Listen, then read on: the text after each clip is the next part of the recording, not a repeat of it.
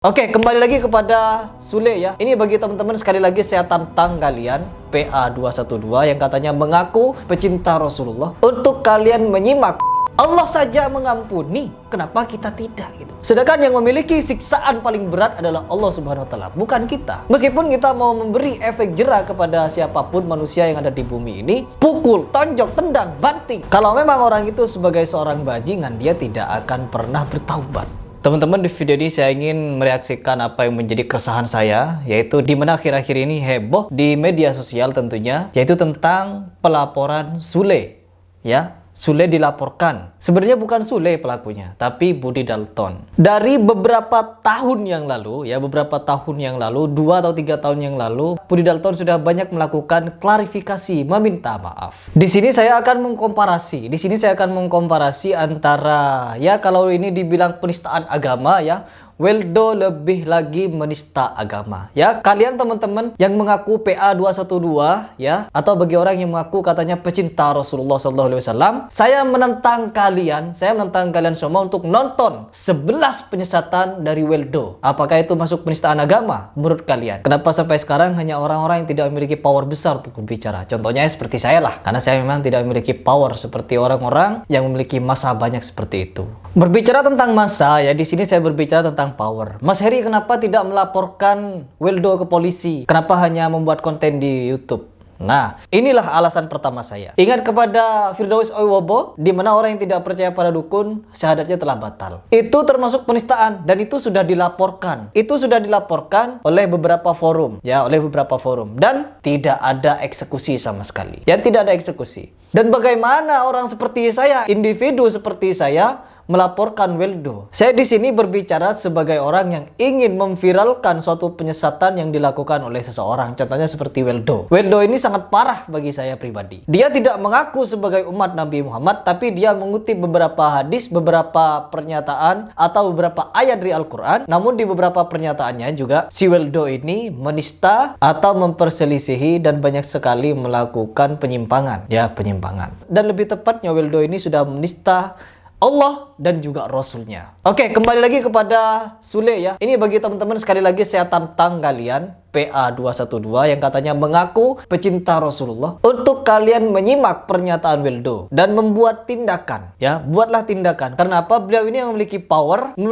untuk membuat laporan sehingga orang seperti Ahok saja bisa ditangkap dan dipenjara beberapa tahun. Bagaimana seperti Weldo? Tentunya akan sangat mudah untuk dilaporkan dan untuk segera diringkus. Ini alasan saya untuk memviralkan Weldo. Sehingga apa? Bisa sampai sama orang-orang yang memiliki power ini. Di sini saya sangat miris ya, dimana ketika melihat media sosial, berita-berita Sule dilaporkan, padahal di situ Sule hanya tertawa dengan lawakan yang dilakukan oleh Budi. Saya memang tidak suka agama dibuat lawakan. Ya, saya tidak suka. Namun Allah Subhanahu wa taala dan Rasulnya itu adalah Maha Pemaaf, menerima segala bentuk taubat, apalagi taubatan nasuha. Orang yang bertaubat dan berhenti untuk melakukannya lagi, benar-benar berhenti. Contohnya seperti Budi Dalton. Budi Dalton sudah membuat klarifikasi, banyak sekali klarifikasi, menyatakan minta maaf. Kita sebagai umat kenapa tidak bisa memaafkan? Dan terlebih lagi Allah Subhanahu wa taala berfirman, "Jadilah pemaaf dan nasihati orang untuk melakukan perbuatan ma'ruf, serta jangan pedulikan orang-orang yang bodoh." Bagi saya Budi Dalton ini bodoh ya. Bodoh dia memplesetkan miras dengan minuman Rasulullah. Miras, minuman Rasulullah. Ini katanya, apa minuman Rasulullah? Dia menyebutkan yaitu air zam-zam, yaitu madu, entah itu apa saja yang diminum Rasulullah. Nah, bukan minuman keras beralkohol atau yang memabukkan, anggur. No, tidak disebutkan di sana. Cuman ini adalah penggiringan opini agar menjadi viral, agar menjadi rame. Di sini saya bukan untuk membela Budi Dalton. Namun ketika Budi Dalton ini meminta maaf dan bertaubat nasuha, tidak akan mengulanginya lagi. Dan kita sebagai muslim harus saling memaafkan. Begitupun dengan Sule. Sule tidak melakukan apa-apa saya rasa. Hanya tertawa katanya. Tertawa dengan plesetannya. Bukan berarti membenarkan. Orang yang tertawa saja kenapa harus dilaporkan? Ini aneh. Menurut saya aneh. Saya bukan membela Sule. Saya bukan membela orang yang menista. Melainkan orang yang sudah bertaubat, contohnya seperti Budi Dalton. Ya sudah, cukup. Kita sebagai muslim yang arif, kita harus memaafkan. Kecuali dia kekeh, kecuali dia egois, keras kepala, tidak mau minta maaf, baru kita laporkan. baru kita usung kepada pengadilan, kita tuntut dia untuk bertanggung jawab. Tentunya harus dihukum karena sudah meresahkan umat dan tidak bertaubat. Di pesan Rasulullah yang lain juga mengingatkan kepada kita semua. Seorang imam yang utama adalah dia yang sabar dan pemaaf. Atau lapang dada, seperti itu. Jadi ya teman-teman, kita, Allah Subhanahu wa Ta'ala dan Rasulnya adalah Maha Pemaaf. Ya. Kenapa kita tidak bisa memaafkan? Seperti itu.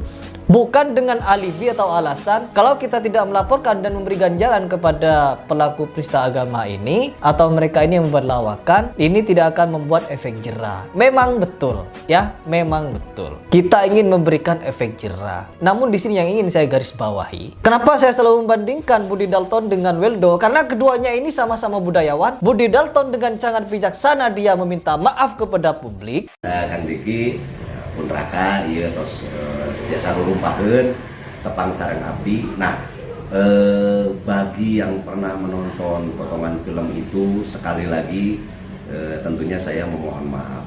Video itu saya buat kurang lebih 3 tahun yang lalu, dan saat itu juga saya sudah membuat beberapa sebetulnya klarifikasi. Hanya saja ini bukan pembenaran sama sekali, bukan. Apa yang saya ucapkan di situ sebetulnya tidak seperti apa yang maksudnya seperti yang kita tonton. Jadi sebetulnya karena saya di bidang sastra kan Diki, saya itu ingin menghilangkanlah dogma-dogma yang lewat narasi yang negatif gitu, merubahnya menjadi hal yang positif. Hanya saja mungkin dalam contohnya saya kurang tepat. Tapi apapun itu, video ini bukan pembenaran. Saya bersalah dalam hal ini. Dan saya mengakui kesalahan itu untuk tidak akan mengulanginya ke depan. Dan mudah-mudahan ini video klarifikasi terakhir saya. Karena yang namanya jejak digital mungkin kan besok lusa ya nonton deh ya Kang Diki. Tapi ampun paralun, sekali lagi saya mohon maaf kepada siapapun yang merasa tersinggung. Saya akan bisa menjelaskannya sedetail apapun. Tapi mudah-mudahan ini sebagai videonya yang terakhir. Hatur nuhun pisan Kang Diki, termasuk semua yang komen-komen, juga para kiai, para sepuh yang sudah mengingatkan saya lewat video-videonya. Hatur nuhun, assalamualaikum warahmatullahi wabarakatuh. Sedangkan Weldo jangankan meminta maaf, malahan dia tambah menyesatkan umat dan membuat pernyataan atau statement yang semakin sesat dan menyesatkan. Dan tidak ada laporan sama sekali. Ya, padahal yang nonton di YouTube di video saya yang pertama, Wajib Kita Murka, itu sudah 500.000 lebih yang nonton. Namun sampai sekarang tidak ada seorang tokoh pun yang angkat bicara. Kecuali satu, yaitu Profesor Dr. Kiai Haji Zahro. Yang Weldo, orang yang pakai aksesoris kemudian agak telanjang, kemudian ceramahnya gila nih. Nabi Muhammad itu sudah selesai misinya, harus ada nabi lagi. Dia bahkan ngaku Tuhan. Harusnya ini sudah ditangkap oleh pemerintah, harusnya sudah ditangkap. Tidak usah disuruh lah. Polisi yang beragama Islam, tolong penjenengan yang punya hak untuk menangkap orang seperti ini. Harusnya. Jangan lalu positive thinking, baik sangka bahwa orang yang sudah melecehkan Nabi Muhammad, orang yang melecehkan Al-Quran, Al-Quran itu ilusi atau apa namanya. Pokoknya jelek-jelek semua. Dan dia bukan orang Islam. Hanya beliau yang bersuara di mana menyatakan kepada aparat hukum yang muslim segera tangkap si Weldo ini.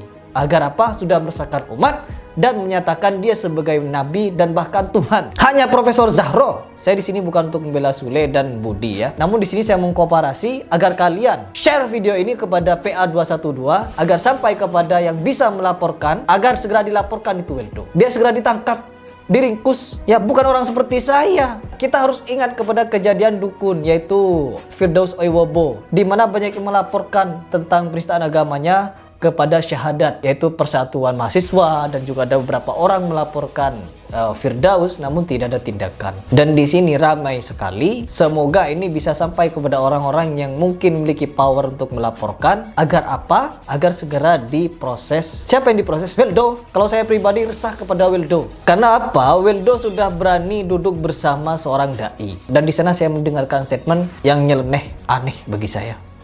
Ya, nyeleneh. Kembali lagi kepada nasihat Rasulullah bagi kita sebagai seorang muslim. Maafkanlah niscaya kamu akan dimaafkan oleh Allah Subhanahu wa taala. Dan terlebih lagi Allah Subhanahu wa taala berfirman di dalam surat Ali Imran ayat ke-134. Dan orang-orang yang menahan emosinya atau amarahnya serta memaafkan orang lain, kesalahan orang lain, dan Allah akan mencintai orang-orang yang berbuat kebaikan. Ya, ini dari Allah Subhanahu wa taala bahwa kita itu harus saling memaafkan. Ya, saling memaafkan.